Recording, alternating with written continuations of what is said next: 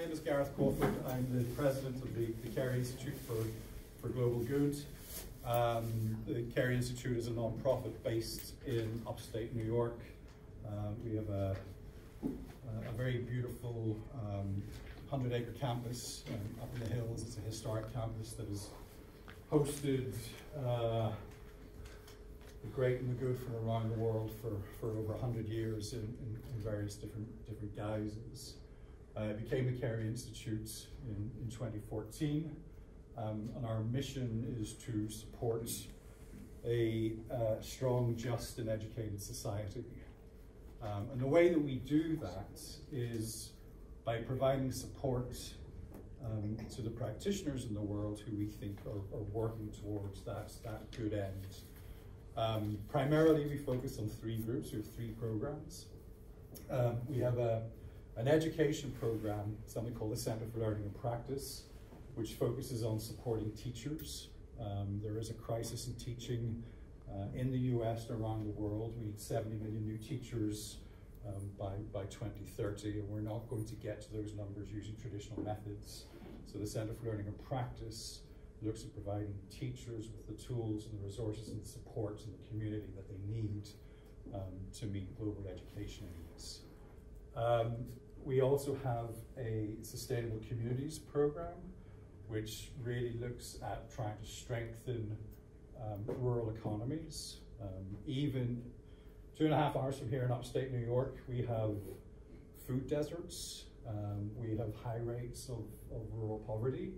And our Sustainable Communities program is really looking at trying to bring people together from both rural and urban environments. They have to coexist, and look at ways of sustaining the rural environment which supports cities like New York.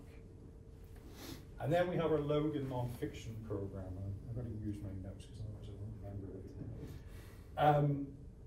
The Logan nonfiction program was founded in 2015 with the support of Jonathan Logan and the Jonathan Logan Family Foundation. The program directly provides support to nonfiction writers, documentary filmmakers, photojournalists, other multimedia creators, so that they can tell the stories that we think matter in the world today. Our fellows are dedicated to bravely revealing inequality, illuminating untold truths, and investigating the most pressing issues of the day through long-form narrative. We basically do that through 2 classes each year, where the fellows come to stay for up to 3 months together. One in the winter, usually from February until April, and then one in the fall, usually from October to December. Usually a class consists of 15 to 20 fellows at a time, and we're providing them with all the things that they need so that they can focus on the work that they have to do without distraction. So we provide them with rooms, we provide them with food and meals and refreshments. We provide them with professional support, coaching and mentorship. And I think perhaps most of all we provide them with a sense of community, because quite often the people like Zach who are doing this work are working independently and in isolation. And what we going find crazy is what you're trying to say. Sorry. Going nuts is what going nuts is what I'm trying to say. Yes, indeed. And there's a lot of benefit in finding out that there are lots of other people like you going nuts at the same time. That's right. And the opportunity to sort of work together and share their experiences it has proven to be invaluable, and in many cases I think they're creating lifelong friendship and bonds and hopefully sort of improving the quality and the quantity of the output that they're doing. So that's the Logan nonfiction program, and Zach is actually part of our second class. Yep. 2016. Yep. 2016. Yep. Gosh, time flies, doesn't it? So that's the Carey Institute and the Logan nonfiction program. I'm going to hand over to Glenn Raucher, who is going to introduce Zach. Ben has asked me not to say too many things about him. But for many years, he's been involved in arts administration leadership, the literary arts director of the West Side YMCA, Writer's Voice, director of theatre operations at the Film Society, of the Lincoln Center, the managing director of the Hudson Valley Writers Center. Glenn also leads the Half King reading series at the Half King Pub on the other side of town, which sadly I understand is to be no more quite soon. But most importantly, Glenn lives in Hell's Kitchen with 3 extraordinary, entertaining cats. And that was the bit that I underlined. Thank you. Appreciate it. So over to Glenn and Zach.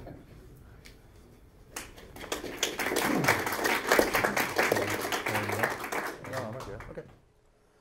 Good evening, ladies and gentlemen. Just some very, very brief housekeeping things. First of all, thanks to the Carey Institute and Retro Report for helping put together this event, for hosting this event. Most importantly, it's Thursday night in New York, and there's 10,000 different things that you all could be doing. And nobody involved with this event and the book takes for granted that you've chosen to be here with us. So thank you very, very much for doing that. Take this moment to turn your cell phones on silent. Feel free to take photos if you like, but if you can keep the cell phone noise down, that'd be fantastic. We do have copies of this remarkable book available for sale tonight from Books on Call, New York's only exclusively off-site bookseller. They come to author events all over the city. Cash, credit cards, Apple Pay, trade, $33, and just you can see Lindsay after the event. Please do feel free to stay after and mingle and talk to Zach and talk to each other about what you're about to hear. We do want you to participate in the Q&A that follows our discussion. We do ask that if you wish to participate, please form your thoughts in the shape of a question. If you can't do that, I will gently move on to the next person and give you the opportunity to do so. So once again, thank you very much for being here. Zach Vertin is a writer, foreign policy analyst, and former diplomat. As part of his career working in international politics and peace and conflict issues, he spent 8 years working on, living in, and traveling to Sudan and South Sudan, first as an analyst for International Crisis Group, and then as a US diplomat during the Obama administration. He's traveled to South Sudan's furthest reaches, stayed in mud huts on the banks of the Nile, and spoken to everyone, from presidents and generals to cattle keepers and school teachers. And he's also sat at the peace table as high-stakes negotiations sought to end South Sudan's civil war in 2013 to 2016.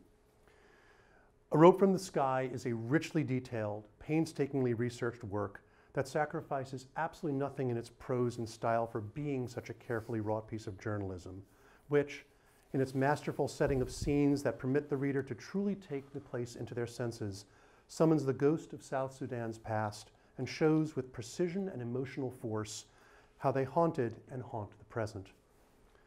The degree to which Zach explores the tangled history of South Sudan is utterly necessary, if for nothing else, than to make us understand in a meaningful way the true history of the place, a country so little understood by outsiders and especially covered in myths made up of prejudice, international self-interest, and a significant case of the road to hell being paved with good intentions. As participant and keen observer, Zach Vertin has a critical viewpoint to share, encouraging one, when considering places they do not have a deep knowledge of, to seek understanding before acting. This book hopefully setting a new and more appropriate standard for writing about emerging states the world over. Please join me in welcoming Zach Vertin. I feel like we're done. That was great. That was amazing. There's more. I learned so much. Me too. Me too. Me too. Thanks everybody for coming. Really nice to see a lot of familiar faces from different walks and different lives. So really glad you could be here, and please join the conversation. First things first, A Rope from the Sky. I presume there's a story behind that. The title. Yes. Yeah, so A Rope from the Sky. In the Nilotic folktales of South Sudan, the earth and the sky were once linked by a rope. And that meant that the people could travel up and down that rope freely, and they had access to the gods and to the heavens and to eternal life. And sadly, on account of human error, at one point that rope is severed, and it means that the people are forever resigned to the difficulties and suffering and mortality that is the collective human condition. And so that is a myth that is prevalent in a lot of different South Sudanese communities. It has different forms, but sadly, it's also in some ways, I think, fitting for this story and for this book, as this book is in some ways also a story of Paradise Lost. Why did you decide to write this book? We're starting with the easy ones. So I talk about this right up front in the book, that I think in some ways Sudan is this faraway place for many people, hard to connect to, hard to understand, and yet because of its recent history and because of a connection with the United States, it registers widely in popular consciousness. So whether or not that's the Lost Boys from popular television and film, or these young men that escaped the war and came to the United States and Canada and settled in a very foreign place, or it's the war in Darfur and the popular campaign in the mid-2000s to try and stop it. Or for some of you, the first words that come to mind are George Clooney, right? Yeah, I know you're out there. So a lot of people know those sort of things. That I think what isn't known, and I think what hasn't been told, is really what I think is an extraordinary story that split Africa's largest country in half, right? So there's this long liberation struggle. We have this euphoric high of South Sudan's independence now almost 8 years ago. And sadly, and we'll get into this, it's sort of really devastating unraveling 2 years after. So I hope in some ways that this is first a South Sudanese story told through many of its characters about hope and liberation and triumph and violence, and ultimately about redemption. But in many ways, I think it's also a story about the United States and America at its both best and its worst. And that's a sort of sub-theme that runs throughout the book.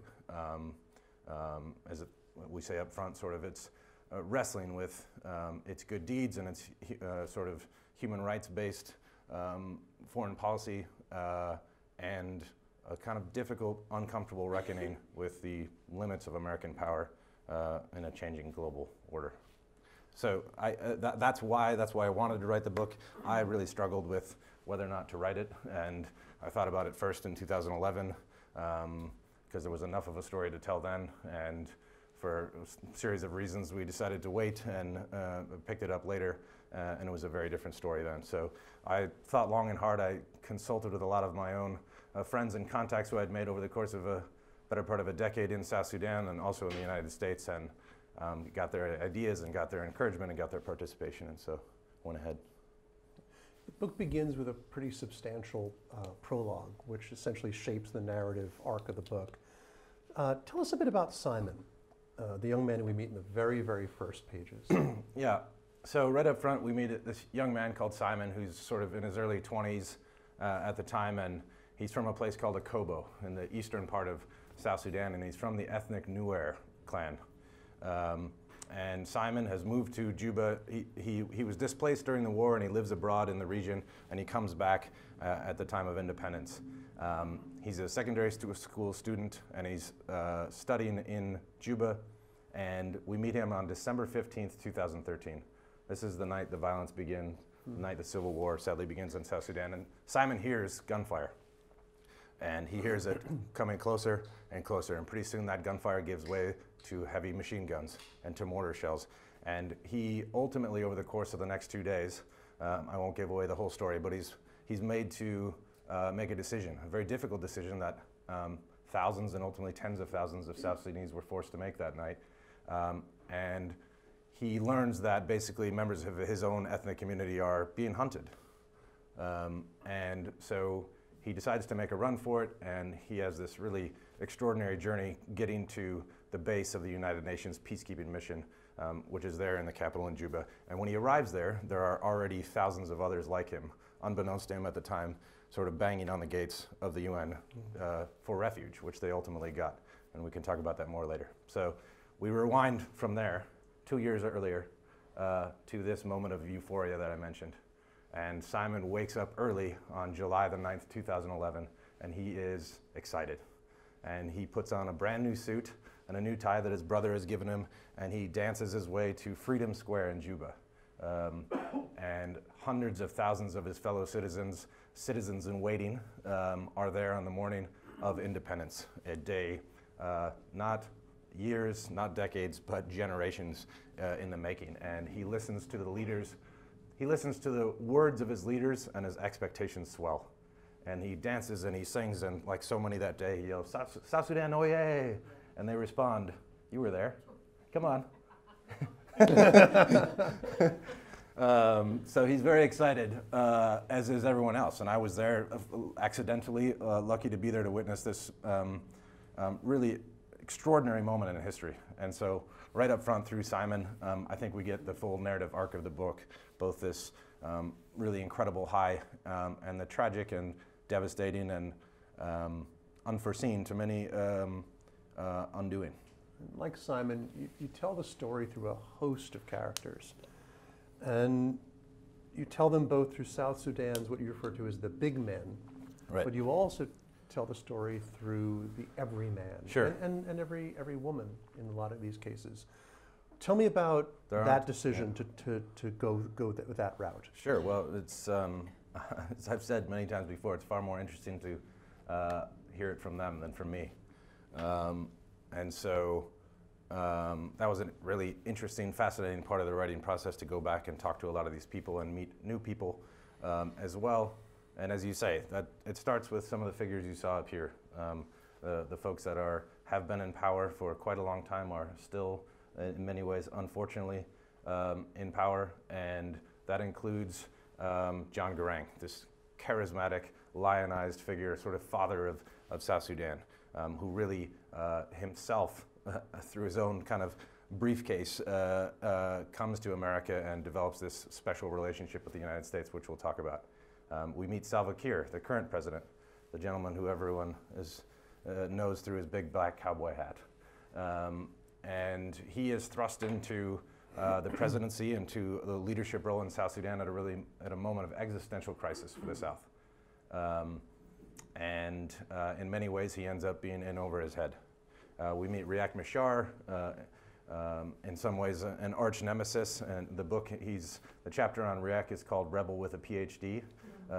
He's a pretty interesting character, and we see him sort of experience deja vu about his role in South Sudan's modern history. So we meet these big characters who animate much of the story, and yet they aren't the whole story. And I think we too often focus on them.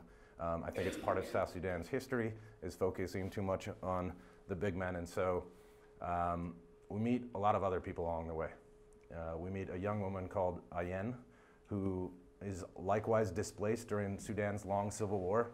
And she moves, this is the war nominally between North and South. She moves to Khartoum as a refugee, and she makes a life there. She's Southern Sudanese by origin, and she has a family, and she gets married, and 20 years later, South Sudan is on the verge of independence. And South Sudanese here in New York City and in Sioux Falls and in Australia and in the UK are excited about this incredible promise of a new beginning, sort of 50 years in the making. And so many of them flood back to South Sudan, as does Ayen. She sells everything she owns. She takes her 4 kids and 3 other orphan kids, and she gets on a bus, she and her husband, and they take 2 buses and 2 barges through this really incredible journey that so many South Sudanese came back to Juba. And she brings her children home to a country they've never been to. So we meet Ayen, we meet a young man called Dwap, who brings us inside a really sacred place in South Sudan, the cattle camp. We meet James, a former banker who, once things have come undone and the sort of code of omerta has been lifted in South Sudan about corruption, James really helps us understand the depth and the scale of corruption and how it happens, which many of you surely know has been a big issue in South Sudan's story. So we meet all these characters along the way, and I think they are in some ways more interesting stories and tell us as much about South Sudan as the big men. You also had to make a decision. We talked about this a little bit beforehand. You show up as a kind of a narrator and introduce us, you become sort of our guide to a foreign place. I wanted to ask about the decision to put yourself in there. Yeah. the dangers of doing that and the experience of writing as I and what that meant to you. Right, with the two white guys on stage talking about Africa. That was the hardest piece of it, to be honest. And had you read an early messy draft of the book, you would not have found the word I in it anywhere, because I was mortified by that idea to begin with. Turns out lots of writers are. And so I had the good fortune of being at the Logan Nonfiction Program. How was that for a plug? I think we have to do 2 more of those, right? And I was wrestling with this issue, and you know, some of my colleagues there, fellow journalists and authors, basically said, "You're crazy. You can't tell this story. That's not how we tell stories. We tell stories through the first person. You were there. Why are you trying to remove yourself out of it?" And one of them told me over a fire late one night that I does not have to mean me. And maybe that's obvious to some of you. It wasn't to me. But it really opened up the process for me. And so I do show up as a narrator, as a vehicle, as a set of eyes, in a way that I hope it's not about me or my emotional self or really anything more than a vehicle to tell that story. But yeah, so we end up on the campus of an oil field unexpectedly. That opens up a chapter about oil, and we fly into South Sudan in the first days of the war, this really extraordinary period. And there is no other way to tell it. And so I think that helped open up the story, and I hope those vignettes will animate the larger themes of the book that I thought were important, and the South Sudanese who shared their stories with me thought were important. Because there was a lot of direct dialogue in the book between you and characters, and a lot of telling vignettes. There was one where you were playing basketball. You could say that. So one of the other ways that people are sort of Sudan permeates the popular consciousness is through basketball. And it's a way that a lot of Americans, at least, were first introduced to South Sudan. And I very interestingly had a call with a guy called Luol Deng yesterday, who's a 2-time Olympian and an NBA All-Star, and currently plays for a team in my home state, Minnesota. And he's going to come and join us for an event there next week. But I think basketball has a really interesting place in South Sudan. I used to play on occasion in Juba, and as I say in the book, I played high school ball, and I had some very basic fundamentals, and I could not jump at all, and that was a long time ago. So I play basketball with these guys, and it's a great time, but they are all 16, 17, 18, and they can, frankly, sky. And it's a great experience, but it's this intro to, I think, a larger opportunity in South Sudan. And so many of these young men that are playing in these games, they see people like Luol Deng come back, and they're treated like kings. And they all know everything about Luol Deng, his basketball stats and the teams he's played for, and they don't care at all about his ethnic background. They don't care at all about where he comes from. They don't care about his history. All of that stuff fades away. These items that over the course of a few generations have so shredded the fabric of South Sudanese society start to give away. And so it's kind of an entry point to talk about that and some of those figures. The big men we talked about, the SPLM liberation fighters, it turns out that they didn't really live up to the democratic ideals that they claimed they wanted to at the beginning of the move for independence. Why did they fail? Yeah, so we talked about this a lot actually last night at an event. In many ways, you know, in addition to the narrative, this book is one part political autopsy. And as I say in the book, I don't think you can begin a political autopsy in South Sudan in 2013. I don't think you can begin the autopsy at independence. I don't think you can begin it 6 years earlier in 2005 when South Sudan gets sort of a semi-autonomous state. I think you got to go much further back. And so I tried to do that. Certainly things I learned over my 8 years there, but I went back and talked to a lot of these big men, and sadly most of them are men, about what went wrong and this kind of autopsy. And you know, I won't go into detail, but the three answers emerge. And some of them are new, some of them are gaining sort of, you know, with a hindsight and critical distance, there's a new light being shed on them. So the first is the ethos of the movement. Unbeknownst to many in the United States, the SPLM was a very authoritarian, very hierarchical, very undemocratic organization. And there's a long history as to why, and failed rebel movements in South Sudan and what John Garang thought was necessary to build a movement. But things like building schools or providing for the community or delivering food, all these things that other liberation movements in the region happened to do, didn't really happen in the SPLM. There was the sort of idea that they had to get to the other side, they had to get to independence, in some ways understandably, and then they could build a democracy. And it turns out that's very hard to do if the culture of the organization that's in charge is not in any way really remotely democratic. And that is related to the second point, which is about a lack of a meaningful connection with the people. And so where many on the outside saw the SPLM as representing South Sudan, the story inside was much more complicated, as you might guess. John Garang is this lionized figure, and he has this vision, and he has extraordinary charisma, and South Sudan's history may have been different in a lot of different ways had he remained in charge. But there wasn't a meaningful connection with the people, and really a lot of Sudan's war is fought between communities inside the South. And what you see in today's war, in fact, are remnants of the divisions from that time, right? So the SPLM, in short, is not representative of all of South Sudan. I still think that's not very well understood today. So that's the second, is a lack of a meaningful connection. And the third is really what leads us to the present day, and that's party factionalism. So in the wake of independence, rather than going back and connecting with the people, developing a political platform, they really need all hands on deck at that time, right? And rather than do those things, there's a vacuum, and in that vacuum, a power struggle emerges. And really, over the course of those 6 years, unseen to many on the outside, there's a vicious power struggle going on, and ultimately, in 2013, it sort of boils over. South Sudanese were united in one way up to that point, right? There wasn't much of a South Sudanese national consciousness. The idea of what it meant to be South Sudanese is still emerging. And that will take time, and it should take time, much like it did for in much of the rest of the world.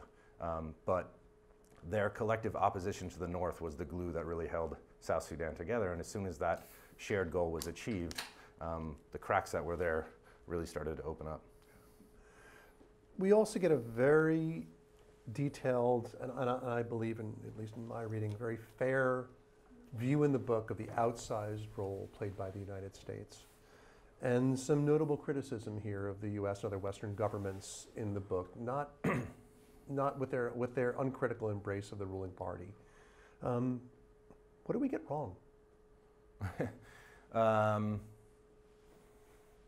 much time you got? I think there's the a lot. Building's open until 4 in the morning. I think importantly, there's a lot that was right. I don't want to say that first, but sure. I'll come back to that. There's a quote, the epigraph of chapter 22, this chapter called Love Lost, which is about the relationship, the changing relationship between the United States and South Sudan, opens with a quote from an individual who was one of South Sudan's and one of the SPLM's biggest champions in the United States. And really helped put them on the map. And over a series of long conversations in 2016 and 2017, he told me that you can become close to someone and still be a tough friend. And we were never a tough friend. Mm. And I think that really sums it up. And so, you know, the fate of South Sudan before, during, and after independence ultimately does belong to the South Sudanese. And I'm not just saying that. That is first and foremost. But I think having adopted this cause, having leaned so heavily on the scales, and then in many ways having moved on too soon, I do think this is part of the reason for the book, right? I do think it warrants critical reflection. And so over time, the United States gets involved in South Sudan and helps deliver food aid to in an incredibly awful situation, right? And this is a righteous cause.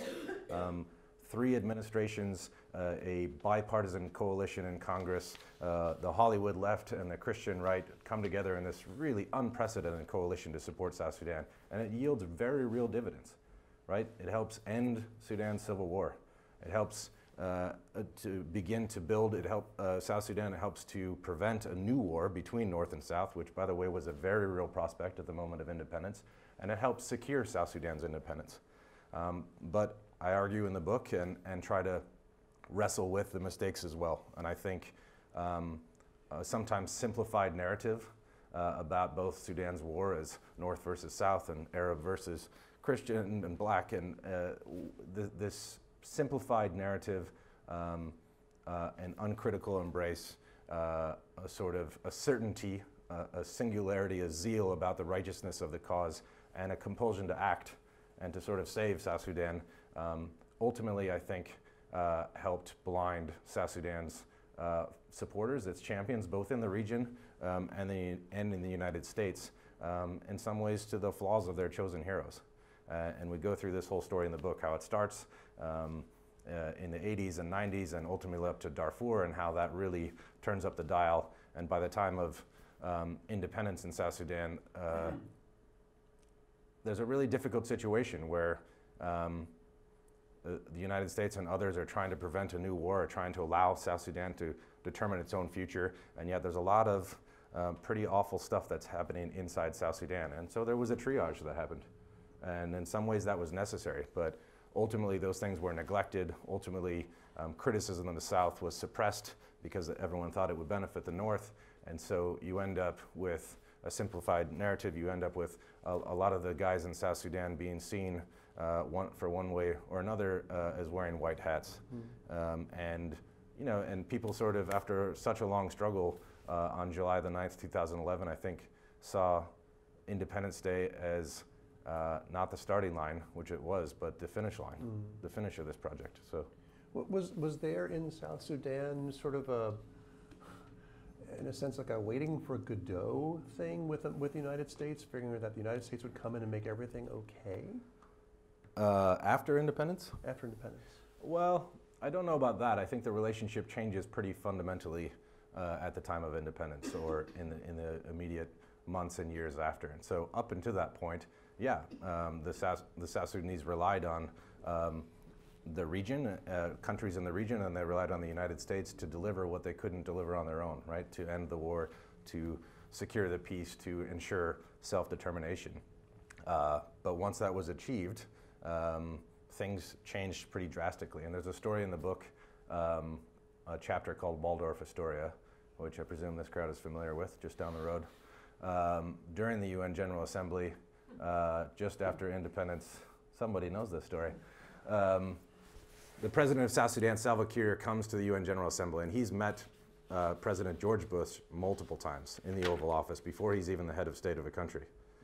But he hasn't met Barack Obama and the administration that ultimately helped achieve the sort of long-coveted prize. And so they arrive in Midtown East Manhattan one night during the General Assembly, and some U.S. officials meet with the South Sudanese in advance, folks they've known for years, folks they've known for, been working side by side for years. This includes a friend and mentor of mine who the book is dedicated to, Ambassador Princeton Lyman, who just passed away this year, sadly. Sorry. They tell the South Sudanese, well, let me step back, sorry. Some context here. When South Sudan separates from Sudan, some of the brothers in arms that had been fighting with them against sort of oppressive regimes in the north are left behind, right? They're not Southern Sudanese, they're stuck inside South Sudan. But nobody in the South wants to hang them out to dry, right? And so they are continuing the struggle in the South, which now has its own sovereignty and now has oil money, is feeding them weapons and continues to feed them weapons. And this is causing a serious problem for two countries that are nearly back on the brink of war. And so everyone knows it. It's the worst kept secret in the region. Obama knows it. Obama's got satellite imagery. Everybody knows it. So the US officials meet with the South Sudanese in advance and tell them one thing: don't lie to the president. Whatever you do, don't lie to Obama. We can figure this out, we can work this out, we can find a way through this, don't lie to the president. You know where this is going. Yes, I do. So they walk in and they take their seats around an oval table, and there's pleasantries exchanged, and there's talk about the future and what needs to happen and the continuing relationship, and it's mostly an introductory meeting. But at the end of the meeting, Obama raises the issue and says, to the effect of, I'm paraphrasing, you're a sovereign country now, you can't be sending weapons across the borders. You know, we've got this proof here, this imagery. You really got to stop it. We'll figure out how to help you address this problem. And there's a pregnant pause. And there's a long and pregnant pause. And Salva Kiir in his cowboy hat looks up and looks across the table at Obama and says, Mr. President, if your satellites are telling you that we're sending weapons across the border, you had better check on your satellites. And needless to say, Ambassador Lyman told me he nearly fell off his chair. I mean, people were shocked, and it's really, in many ways, the end of any kind of personal relationship with President Obama. And for me and a lot of others, in some ways, it's a sign of just how much that relationship has already changed and is about to change. And Ambassador Lyman told me that I think it's where some people in the United States understood that we mistook interest for friendships. Mm. And I think that was a really poignant way to sum it up. And it's really a story about how we'd been too close to the SPLM and how quickly that changed once the South Sudanese got their independence, right? And they were on a high, and they were wanting to assert themselves, and understandably so. But the relationship really starts to take a turn there, and people start to see some of the things that they willfully ignored before that point. You alluded to this in your last answer. What was the role of oil in the building up and breaking down of the South Sudanese state? No role. Excellent. Next question. Thanks. Glad you let me out of that one. Oil, what is this? There was once upon a time a lot of oil in South Sudan, and it plays a huge key role in the war, the civil war between North and South, and by a sort of cruel twist of fate, most of Sudan's oil lies immediately under the border between North and South. And so it really animates a lot of the war between North and South, and it really is the centerpiece of this chapter. Chapter 12 is called Messy Divorce, and it's really about this complicated breakup, really. And there's a division of assets and liabilities and oil wealth, and there's issues of security and borders and all of these items that have to be negotiated between two sides, and oil becomes a very real centerpiece in that. And I won't ruin it for those who don't know the story, but there's some pretty extraordinary events that happen with oil, and the oil that had so long fueled this kind of surge of development and corruption and all these other things in South Sudan, and it really changes. And I argue, and many people will agree, that it plays a role in the unraveling that ensues shortly thereafter. I'm dancing around it because I don't want to ruin the best parts for you. As the book goes on, you really zoom in close on the 2-year diplomatic process. Can you talk about some of what you experienced and what you witnessed during that process? So this is a different diplomatic process you're talking about. And so after the war, or when the war starts in December of 2013, there's some familiar faces who know this issue very well, making pained grimaces over here. We flew into South Sudan when the violence begins, and nobody has any idea how bad it is. And we get on a plane, and there's one poor soul on the plane who also doesn't know how bad it is, of an Ethiopian Airlines flight that's normally fully packed. And we fly into South Sudan just before the airport is closed, and we meet with the president. And this is, at this point, I'm in the role as a chief of staff to the U.S. Special Envoy, which kind of the office that spearheads American diplomacy on behalf of the State Department and the White House. We arrive in South Sudan, we meet with President Salva Kiir. We try to use whatever influence or power that Washington has to get him to stop this violence, to get him to talk to the other side, to sit down and negotiate this. And this is long before the thing has come undone, right? There's still a chance to salvage this. There's still a chance that this can be put back in a box. but nobody knows how bad it is. Nobody knows that Simon and people like Simon all across Juba are already being targeted, and their brethren on the other side of the ethnic equation will be targeted shortly thereafter. So we fly in, we meet President Kiir, we fly back out to Nairobi. We have 3-day bags with us. We get to the airport in neighboring Kenya and Nairobi, and we're walking down the jetway to get on the plane to come back to Washington on Christmas Day, 2013, and John Carey calls as we're boarding the plane, and he says, "Turn around, go back."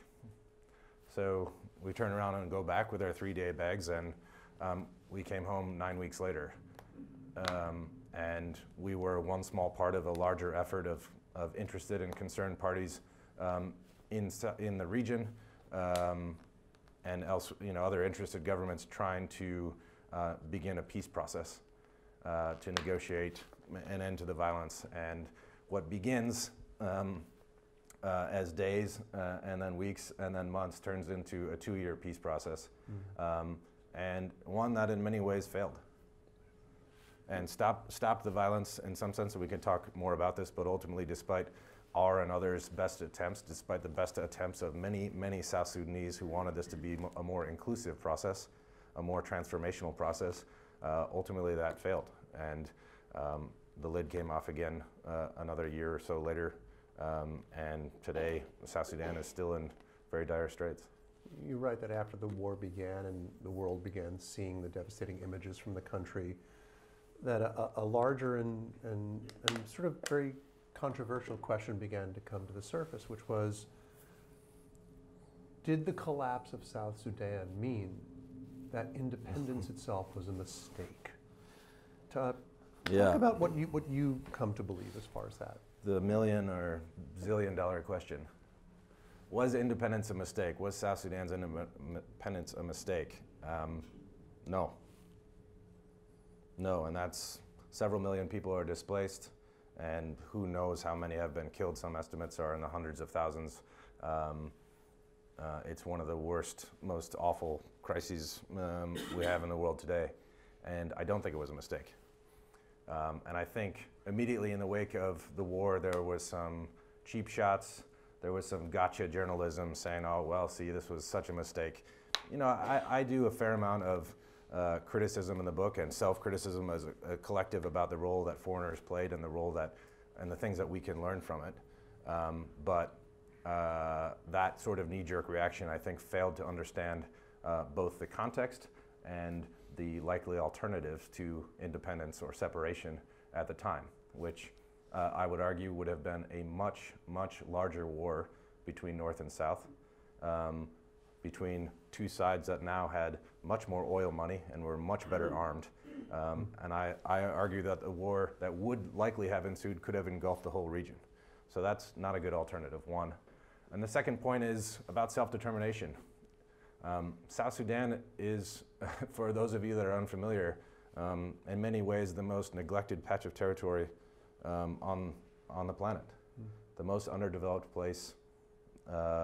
When I got there were no roads. When I got there and first met Elaine, you couldn't call between cell phones that worked from different networks. That's the thing that people don't really grasp, is that this was a country being built from scratch. But it had been neglected for generations, right? Completely denied a voice in their own government, completely denied a sense of citizenship, completely denied services or development or a chance to get ahead. And that wasn't changing, right? This was Africa's largest country. It had been difficult to govern for hundreds of years. And so I think there's a very strong case for the South Sudanese being a people who deserved a chance to determine their own political destiny. So I don't think independence was a mistake. I do think the more pertinent critiques are those of expectations and of execution. And that's what I argue in the book, and I talk about how I think there was so much focus on the North-South war, there was so much focus on achieving South Sudan's sovereignty, that the social and political and economic foundations for a viable state were not put in place. And I think that's a much more compelling I think that's a more accurate, compelling way to look at this, to learn from it, to assess it, both for South Sudan's case, but for the rest of us as we confront this elsewhere in the world. So before we open up to questions, I just have one more question for you. Some of the news you alluded to, the number of deaths and estimates somewhere, in some places as high as 400,000 deaths. And there's a paragraph in the epilogue about the daunting prospects ahead that basically made me put the book down and have a walk around my apartment for a little bit. But you end the book with optimism. Yeah. Why? Yeah, I am optimistic. I don't think it was a mistake, independence, and I am optimistic, but it depends on your time horizon.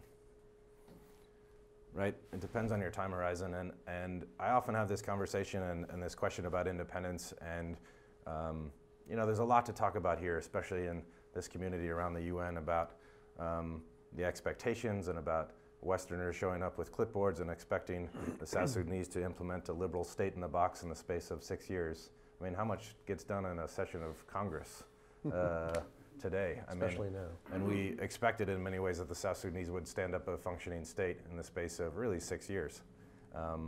That wasn't realistic in some sense. And so I often try to think about or often raise the question of my own country. And it wasn't that long ago that the United States fought its own civil war to the tune of 750,000 deaths over economy, identity, and the nature of our state. And so obviously South Sudan had, you know, happens much later and has the benefits of, you know, a different world and of modernity and all these things, but expecting that it was going to leapfrog that altogether, those trials and tribulations that we and so many other countries around the world went through, I think that was unrealistic. And so I'm optimistic, and the book ends with a chapter about a young man named Kong. And Kong and his fellow brothers and sisters are the reason that I'm optimistic. And I mean that. That sounds cliche in some sense, but it's true. So Kong is sort of my age mate, and I meet Kong on the first time I traveled to South Sudan 10 years ago or so, and he is a remarkable individual. Really, really remarkable, and he's in his late 20s at the time, and he has compelling ideas about his local community and about reconciliation and about dealing with trauma and about building local governance and building institutions and overcoming the sort of dark days of the past. And he is stuck.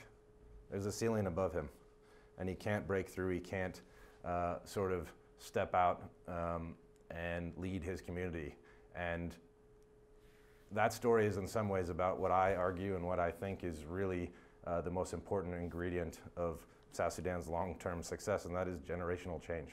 Mm-hmm. And that's not a very sexy answer, but I think there are things we can do in the short term as partners on the outside to implement elements of a peace agreement to ensure humanitarian aid is accessed, but I think we think too short term, and I think we need to start focusing our energy in 5 and 10 and 25-year terms. And I think it's investing in the 30-year-olds and the people like Kong that's a better use of that partnership. And so Kong, I go back, and this is at the end of the story, I go back 8 or 9 years later, and I fly up, I hop on a plane and then another helicopter and then another helicopter and go up to a very remote place in South Sudan called Wat, where Kong is living. And I go back, and he's really sort of ascended, not surprisingly, and he's now a prominent leader in his community, but he's also embroiled in the politics of a war that he wanted nothing to do with. Mm.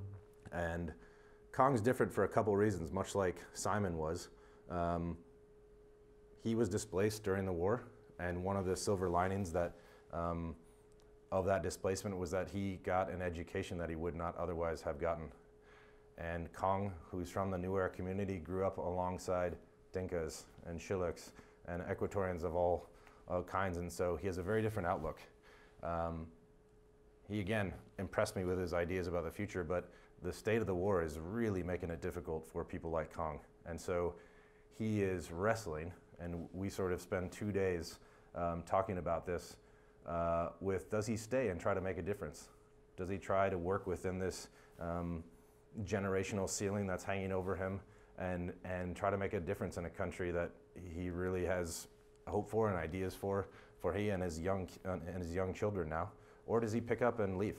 And he say, to hell with it, I'm moving back to neighboring Ethiopia, and I'll come back when these guys are gone. And it's a really difficult story. But despite this, and I talked to him several times after in writing the epilogue, and in talking with so many South Sudanese, trying to get this right, trying to put South Sudanese history and its future in context, and Kong remains optimistic to the end. And it's a really remarkable, for me, who had the luxury to drop in and visit him for 2 days while he's wrestling with this decision and wrestling with the plight of his community. It's really, for me, is a moving story, and I think says a lot about South Sudan, past, present, and future.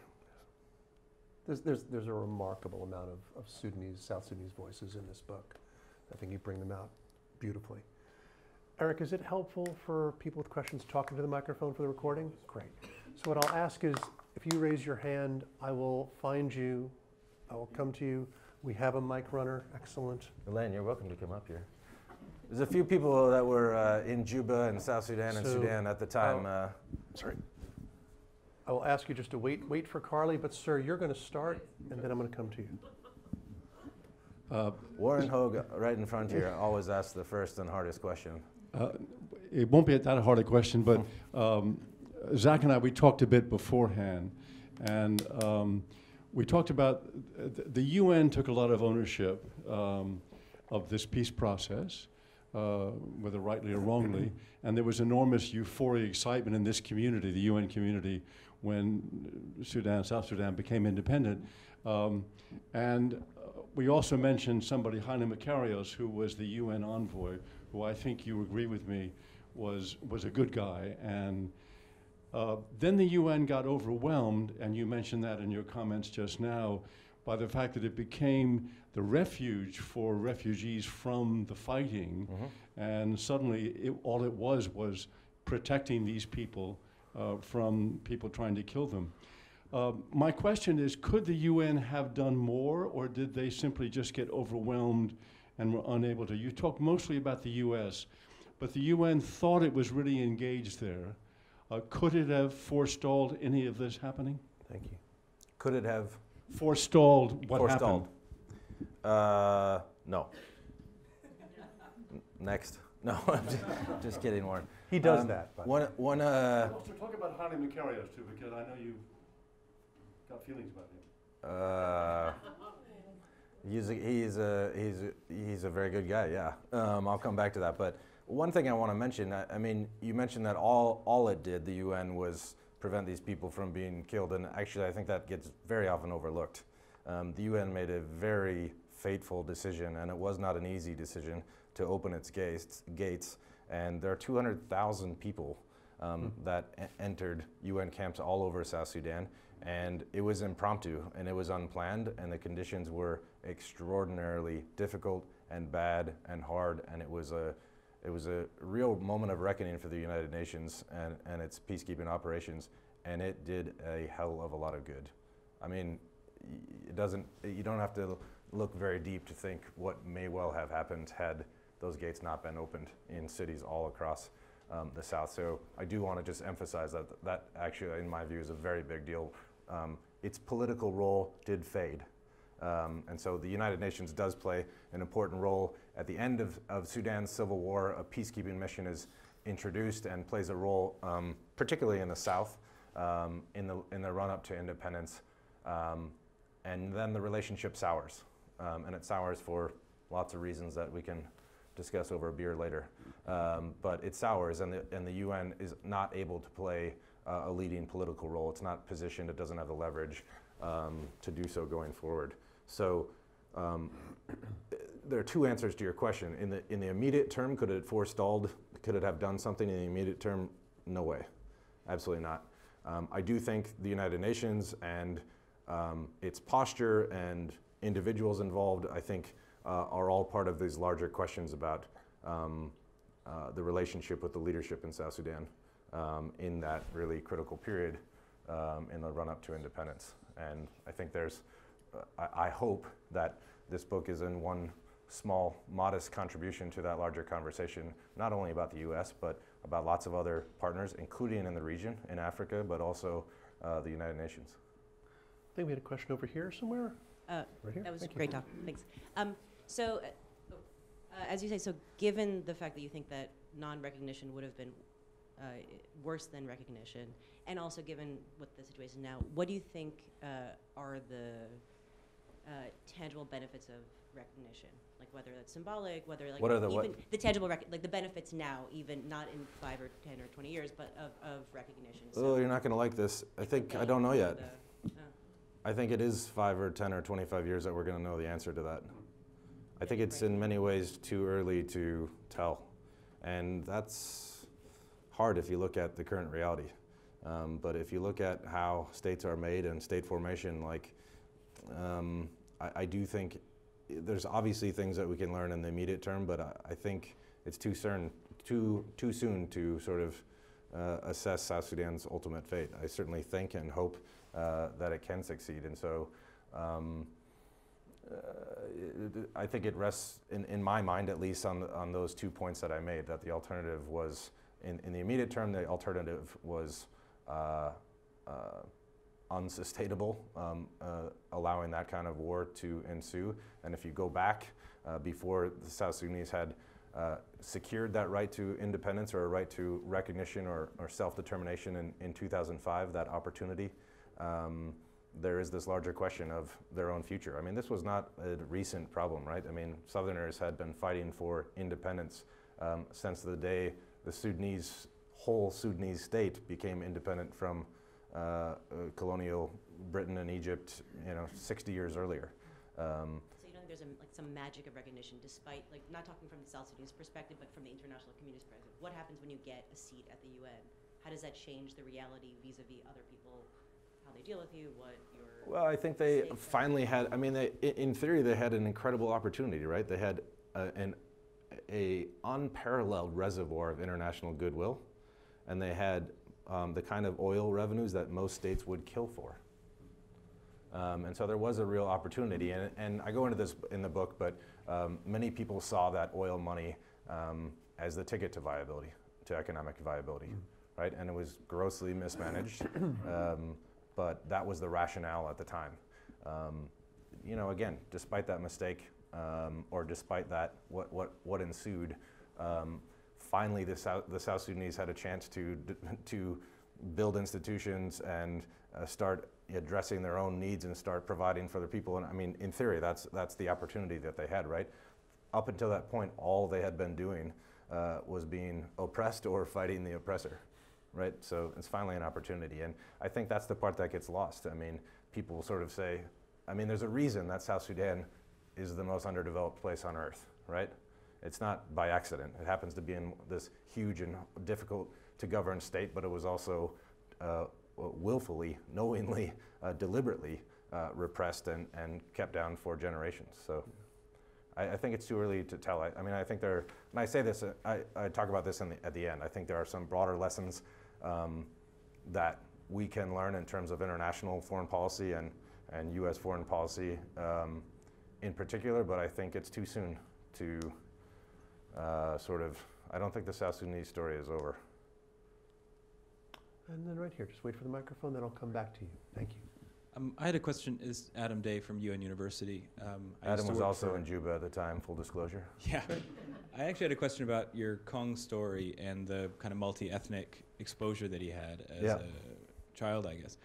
I was just in Juba and Bor and other places, and one of the things that struck me after having been there for independence and today is how different the urban areas felt.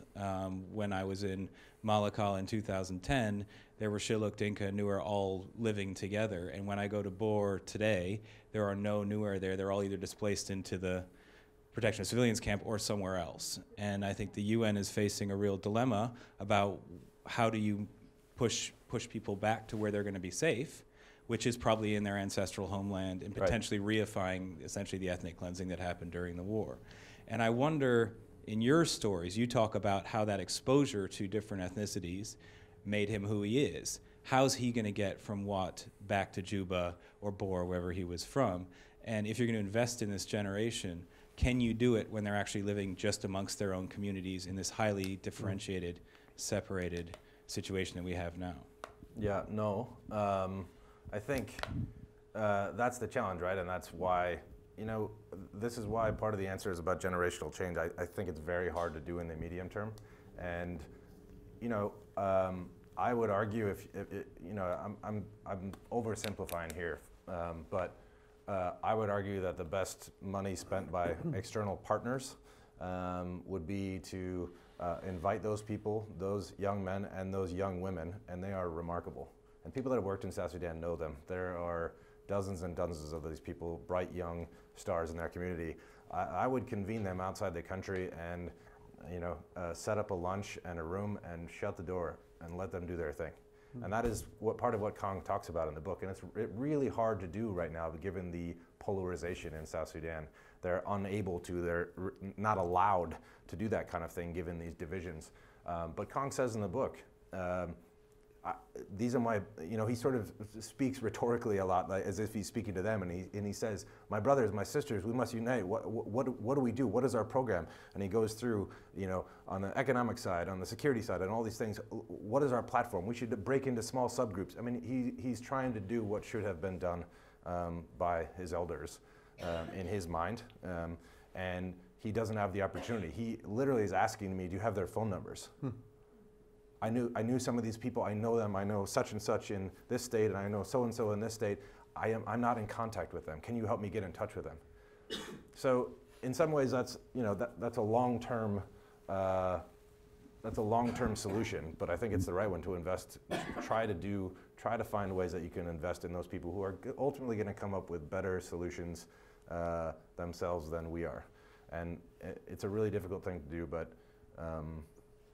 That I think is one way. Let's do a couple more questions in the blue in the back. Just wait for the microphone if you don't mind, and then I'll come to you right on the aisle. What continues to drive the flow of refugees out of South Sudan at this point, and how has that changed over the years, or if it has? This is a very serious crowd. Tough questions. Full disclosure, the book is about the narrative arc of South Sudan's long rise, its euphoric high, and the collapse and the sort of initial attempt to put it back together. I don't follow what's happening on sort of refugees on a day-to-day basis, and I'll say that first because I hate when people talk about things they don't know about. So I can't give you a very good answer on the specific drivers that are contributing to different refugee streams. It's obviously part of the larger strife and larger, people are talking now about some pockets of peace or some pockets of relative calm in South Sudan, which is a good thing, but obviously anyone that's following closely knows that there are some serious problems in the Southwest right now. So I can't say specifically, but people don't know this, right? The world has moved on. First it was to Syria and then to Yemen and to other places, and understandably so. And the attention is always hard to sustain, and it was particularly hard to sustain in South Sudan because the whole narrative was these guys had a golden opportunity and they threw it away, and this was a man-made crisis. And and so it's harder to sustain attention. I think that's in some ways relevant. I think that's again a little bit simplistic, and I think neglects a serious look at our own role in all of this. So I'm going to take one more question before we go to that question, though. It's going to be yours, I promise. Yep, just 1 second. After we're done, please feel free, stay in the room. We have to finish the wine, and you have to buy all the books. The door will be locked until that happens. Please remember New York's 2-book minimum law. So well, this might be the lighter question. All right. So you talk about getting off the plane, you have your 3-day bag, and it turns into 2 years, and you're diplomats and... I threw away those socks. Phew, for whoever needs to know that. So I'm just wondering, you said ultimately it failed. Did you as a diplomats take that as a personal failure? I mean, a professional failure? Do you wake up late at night and game it backwards and think, well, I wish I would have done this, or I would have had the team move in this direction? Great question. I don't personalize it. I think there, even as much as you're emotionally invested in that process, and it was extraordinarily intense. You know, there's a lot more things to worry about before my own experience of it, but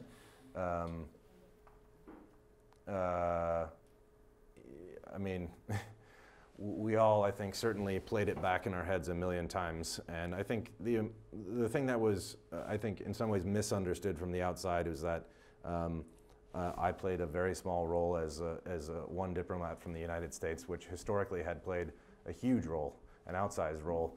And in some ways, by the time of the South Sudanese peace process, the world had changed. And the United States was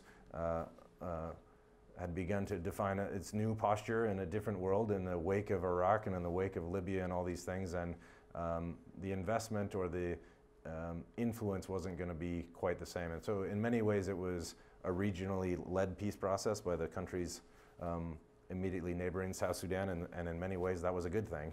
But it also meant that other actors who historically had influence didn't have as much.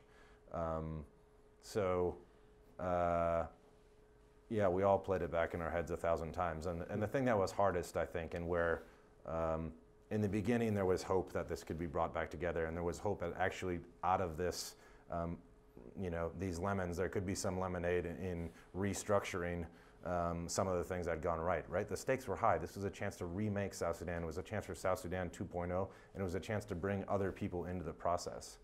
And there were, we helped set up civil society teams and teams that included religious leaders and teams that were entirely constituted of women's groups. All of these different constituencies were brought into a process to try and have a longer term conversation about the future of South Sudan, and that failed.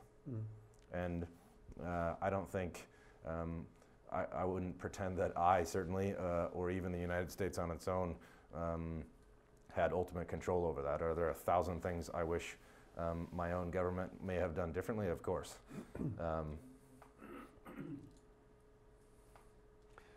So ladies and gentlemen, I need a glass of wine. There's wine in the back. Please feel free to talk and speak to Zach in the other room. Please continue to support the work of the Carey Institute and buy your book and support authors. Thank you all very much. And Zach, thank you so much. I just want to say thanks to everyone for coming. Those were extraordinarily difficult questions, not surprising in this community. I did want to say one other thing. We have some South Sudanese here, I think, who would be worth reaching out and asking their own thoughts and their own answers to these questions, which I'm going to do myself. But thanks, everyone, for coming out, and I hope you enjoy the read. And look forward to your feedback. Thanks. Thank you. Great. Thank you. Good job. Right back at you.